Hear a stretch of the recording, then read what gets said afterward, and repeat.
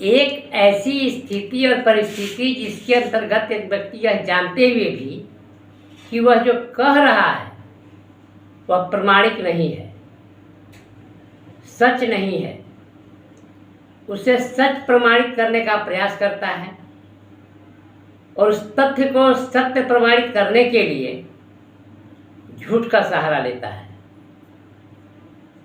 तात्पर्य यह कि वह हर स्थिति और परिस्थिति में अपनी बात को सत्य प्रमाणित करना चाहता है, जिसका वास्तविकता से किसी प्रकार का कोई संबंध नहीं होता।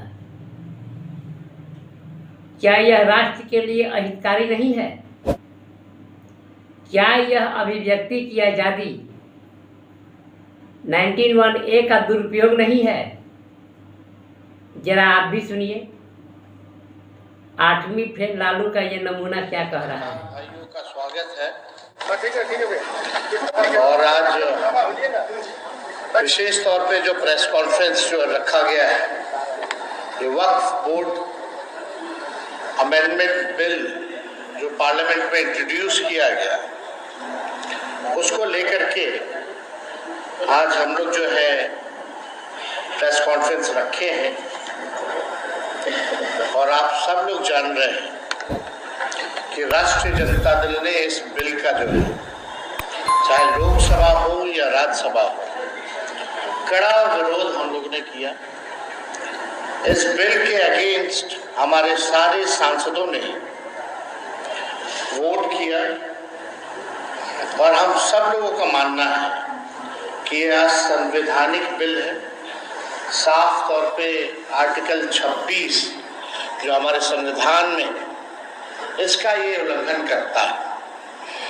और ध्रुवीकरण की राजनीति, भाजपा के लोग देश को तोड़ना चाहते हैं, बांटना चाहते हैं। और जो असल मुद्दे जो है बेरोजगारी का, महंगाई का, पलायन का, देश की आर्थिक स्थिति का, इससे जो है गरीबी से मुद्दे से, इस असल मुद्दे से ध्यान भटका करके अपनी राजनीति को सीखना चाहती है।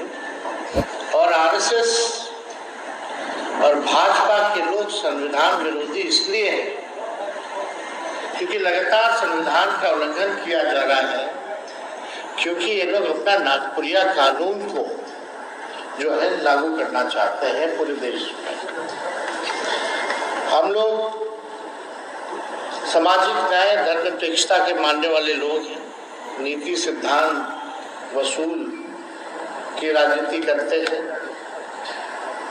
सत्ता में रहे ना रहे इसकी हमको परवाह नहीं, लेकिन हम लोगों ने आज तक अपने विचारधारा से कभी भी समझौता हम लोगों ने नहीं किया है, ना करेंगे और इस लड़ाई को जारी रखेंगे। माननीय मुख्यमंत्री जी अचेत अवस्था में है, उन पे हम कोई टिप्पा टिप्पणी नहीं करना चाहते। उनकी स्थिति को देख के हमको चिंता हो रही है।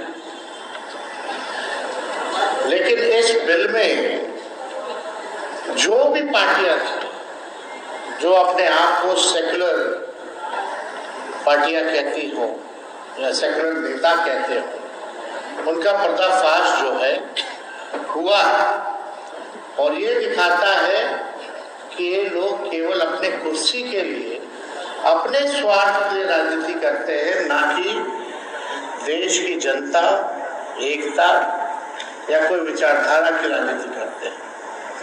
ये इसमें स्पष्ट हो गया। अब कोई कितना भी आकर के जस्टिफाई करे कि नरेंद्र मोदी जी और भाजपा के लोग जो है मुसलमानों का भला चाहते हैं और ये बिल जो है उनके पक्ष में है, तो कोई जो है मानना का काम नहीं करेगा। ये सच्चाई है। तो हम आप सब लोगों को बताना चाहेंगे, सूचना देना चाहेंगे कि जिस प्रकार से आरक्षण की लड़ाई, पिछड़ों का, अति पिछड़ों का, दलित आदिवासियों का जो हम लोगों ने 65% बढ़ाया था, जो बीजेपी आकर के रुकवाने का काम की साजिश के तहत आज कोर्ट में है, कोर्ट चले गए, यानी आरक्षण की लड़ाई के लिए हम लोग कोर्ट गए, सदन में भी आवाज उठाए, सड़क पर भी उठाए। ठीक उसी प्रकार से जो अन्याय जो हो रहा है हमारे मुसलमान भाइयों के साथ, इसको लेकर के राष्ट्रीय जनता दल जो है आज हम लोग कोर्ट गए हैं, सुप्रीम कोर्ट गए हैं इस बिल के खिलाफ। तो पहली सूचना ये है। अब आप बताइए, दिन रात जो लोग मुसलमानों को गाली देते हैं, खुलेआम टीवी पे गाली देते हैं, संसद में इनके सांसद मुस्लिम सांसदों को मुल्ला जिहादी बोलते हैं, इनके सांसद और केंद्र मंत्री गोली मारो सालों को नारा ऐसी नारों का जिक्र करते हैं, प्रधानमंत्री कहते हैं इन्हें कपड़ों से पहचानो, प्रधानमंत्री कहते हैं मंगलसूत्र छीन लेगा, इनके बिहार के बछौल कहते हैं कि इनको चुनाव का वोटिंग का अधिकार छीन लेना चाहिए, होली में बाहर मत निकलो। और ये लोग ढोंग कर रहे हैं मुसलमान भाइयों के हितैषी होने का। ये हम सब पूरी देश की न्यायप्रिय जनता ये जानती है कि असल मुद्दों में से ध्यान कैसे भटकाए, इसलिए जो है ये बिल जो है लाया जा रहा है। हमारी सरकार आने पर किसी भी कीमत पे इस बिल को हम लोग बिहार में लागू नहीं होंगे,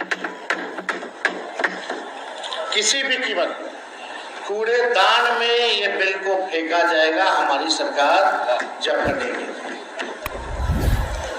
और मैं दलित भाइयों से, हिंदू और पिछड़े अति पिछड़े हिंदू भाइयों से कहना चाहता हूं कि ये आरएसएस बीजेपी दलित पिछड़ा आदिवासी को सामाजिक, राजनीतिक, आर्थिक, शैक्षणिक और धार्मिक रूप से मुख्य धारा में दूर करने की दीर्घकालिक प्रोजेक्ट है। यानी ये नहीं चाहते हमारे जो हिंदू भाई हैं, चाहे दलित हो, आदिवासी, पिछड़ा, अति पिछड़ा, अभी तो मुसलमान निशाना, लेकिन असल निशाना दलित है, पिछड़ा है, आदिवासी है, अति पिछड़ा है। ये लोग नहीं चाहते कि मुख्य धारा में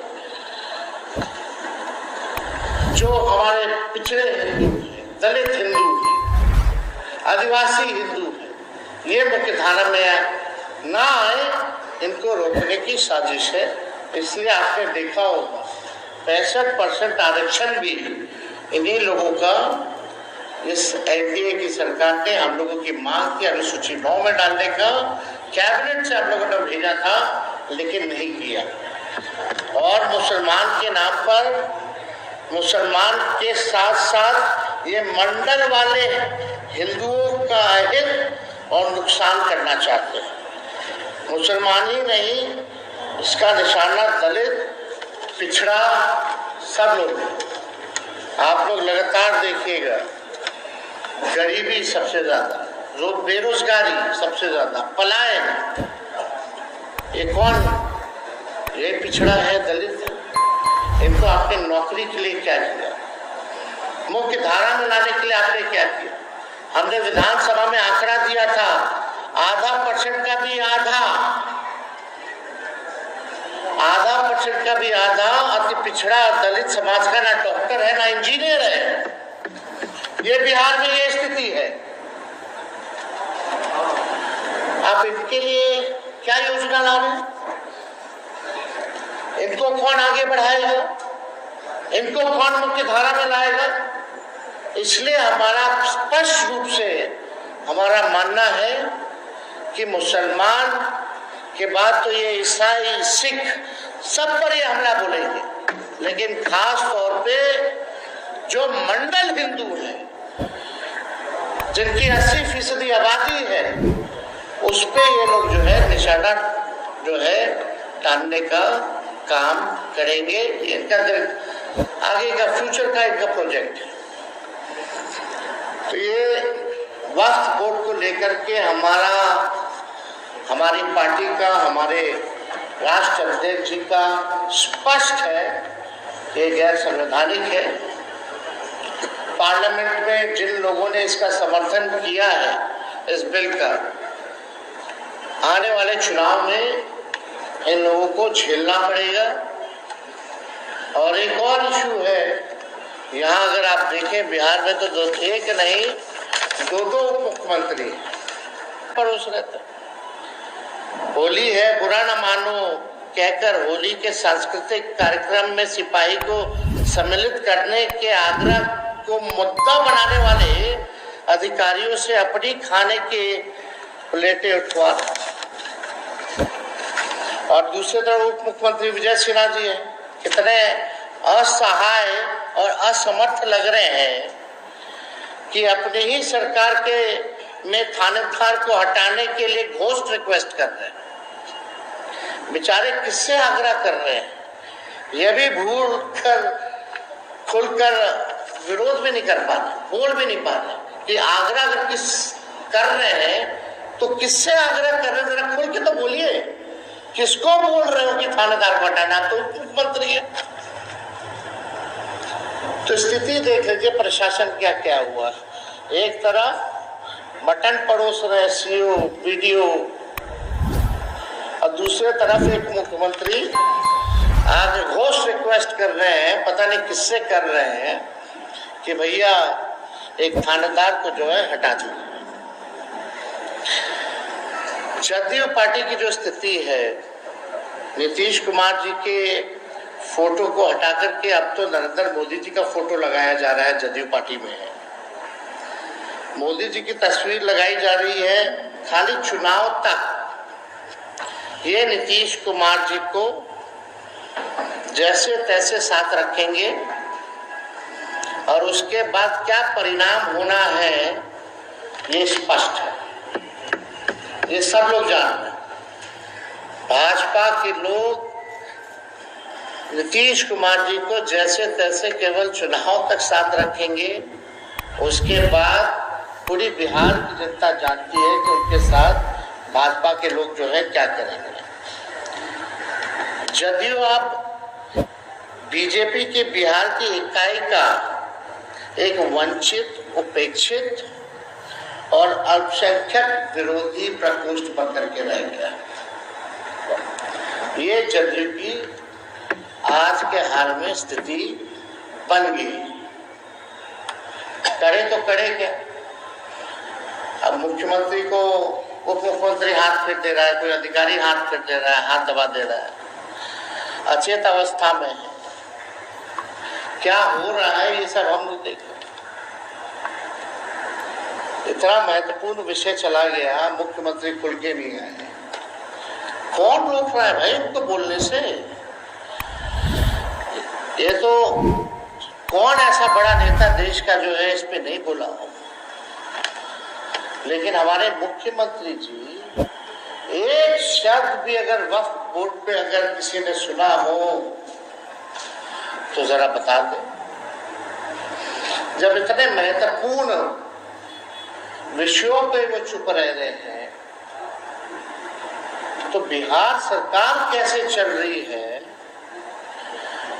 13-14 करोड़ लोगों का भविष्य सुरक्षित है कि नहीं है, इस पे सवाल तो खड़ा होता ही। आज भी हमने देखा कि जबरदस्ती थोपा गया है जदयू के लोगों को, भाई बैठो तुम लोग, जितना लोग हो प्रेस कॉन्फ्रेंस कर लो, थोप करके बैठाया गया। लोग कह रहा था नहीं बैठेंगे, नहीं बैठेंगे। तो उनमें से इनके वर्किंग प्रेसिडेंट ललन सिंह और कुछ यहाँ चौधरी जी लोग बोले कि तुमको पद पे रहना है कि नहीं रहना है, एमएलसी रहना है, फलना का चेयरमैन बने रहना है। तो बेचारा सब जबरदस्ती पद के लालच में कि पद अब चला जाएगा, अब नीतीश जी दोबारा आने वाले नहीं है, कुछ महीना ही काटना है, थोड़ा रह लेते हैं, फिर तो पार्टी खत्म है।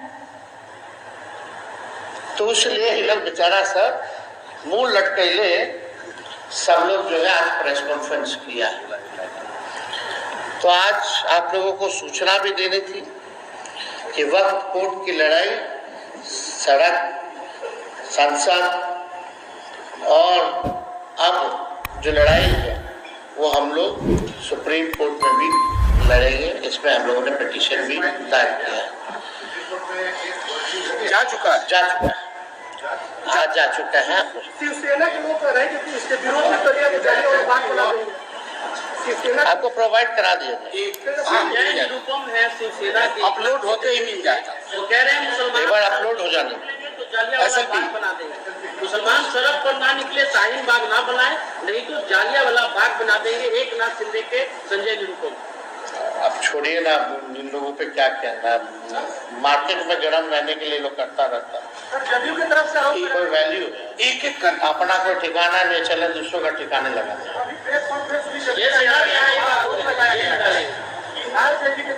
कितना लोग को बोल रहे हैं, कब से डाले हैं, कितना लोग को डाल रहे हैं, पूछो ना। तो ये आपको नेताजी ने उनके लिखे छोड़िए, थानेदार तो सुन नहीं रहा। रिकॉर्ड है हम लोगों के पास।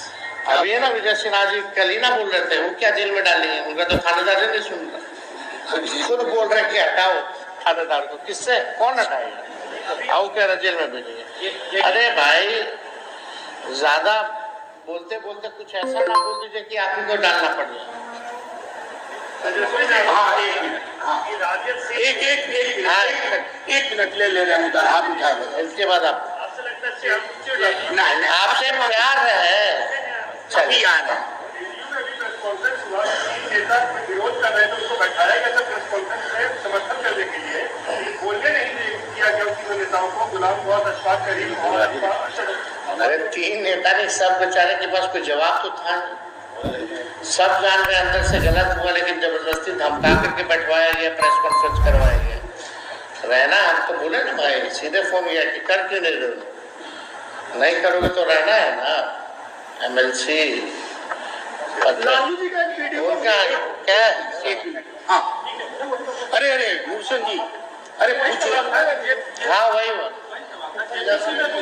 नहीं, तेजस्वी जी ने आपको जवाब दे दिया, मैं देता हूँ। आप जगदम्बिका पाल से पूछिए, विजय सिन्हा जी सम्राट चौधरी से नहीं। हमने खुद जाकर के मेमोरेंडम दिया और ईमेल में एविडेंस है 18 पॉइंट्स का, बिहार में हमारे सहकर्मियों ने दिया। तो इन जिनको जानकारी नहीं है उनकी टिप्पणी पर तेजस्वी जी नहीं, यहाँ भी लोग आए थे, सब लोग हमारे रिप्रेजेंटेटिव गए थे, कड़ा विरोध से दिया है। बिहार में मैंने खुद दिया। दूसरों का सवाल, एक मिनट आराम से। सवाल पूछने दीजिए। अभी जो लोग नीतीश जी का चेहरा लेकर के जो ढोंग कर रहे हैं और जो सरकार पीछे से चला रहे हैं, मलाई जो लोग खा रहे हैं, वो लोग तो भाजपा में ही है। तो आप समझ लीजिए, विलय हो ना हो, काम तो भाजपा ही करना कर रही है। इधर से लेने दीजिए, इधर से कोई सवाल। अब उधर वो कह रहे थे। हाँ आपका सवाल पासवान कह रहे हैं कि अब जो है इस बिल के पास होने के बाद मुसलमानों का अच्छा वोट बैंक खतरों की तरफ होगा, एनडीए की तरफ से। पासवान कह रहे हैं, इसी में अब आपको इस पे क्या कहना है, अब इस पे क्या बोल सकते हैं। हम तो आप पीछे से आपने छुरी मार बोलते, हम रहनुमा है, आप पीछे से आप छुरी मारते, क्या मतलब है इसका। ये काम किया गया है ना, जवाब यानी तो मीठी छुरी वाला काम। मुंह में मीठा मीठा, मौका मिले तो छुरा मारो अपने स्वार्थ में। उनके पिता ने इस्तीफा दिया था ना, किस इशू पे इस्तीफा दिया था रामविलास पासवान जी ने, गोधरा कांड पे दिया था ना। वो भी कैबिनेट मिनिस्टर थे ना अटल बिहारी जी के समय, क्यों दिया था। या तो उनके पिता उस समय गलत थे, या तो ये गलत है। अब उनसे आप पूछ लीजिए कि आपके पिता गलत थे या चिराग पासवान गलत थे, वो क्या कहते हैं। चलिए सर, एक सवाल के जो नेता इस्तीफा दे रहे हैं या उनके नेता को मुस्लिम मानना चाहेंगे, तेजस्वी यादव उनका स्वागत करेंगे। देखिए, कौन इस्तीफा दे रहा है नहीं दे रहा है, ये सब लोग स्वतंत्र हैं। और पार्टी में कोई किसी को आने की अगर इच्छा है तो पार्टी उस पर विचार करेगी। का समर्थन किया है, बिहार के महामहिम राज्यपाल ने भी का समर्थन किया है। उनकी अपनी राय हो सकती है भाई, हम किसी का राय थोड़ी मानने आए हैं, हम अपनी राय को रखने आए हैं।